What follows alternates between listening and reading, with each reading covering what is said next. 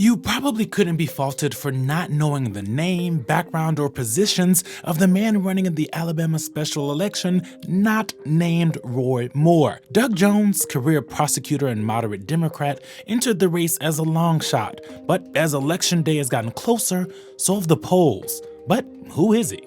Jones was born in 1954, back when the South was still very much segregated. He became enthralled with politics, law, and civil rights early in his life, at one point heading to Washington, D.C. to work for the moderate Democrat Senator Howell Heflin. Because his family was young, Jones went into law instead of politics. He worked as an assistant U.S. attorney and then in private practice until 1997. That's when President Clinton came knocking, appointing him to be the U.S. attorney for the Northern District of Alabama. In the early 2000s, Jones sought and won convictions against two members of the KKK for their involvement in the 16th Street Baptist Church bombing that killed 4 black girls in 1963. Jones says the case was what originally got him interested in politics as a young man. Fast forward to earlier this year, Jones was actually thinking about running for Alabama governor until President Trump nominated Jeff Sessions to Attorney General, leaving a Senate seat open. Coverage of the race has largely centered around two big issues: abortion and allegations of sexual misconduct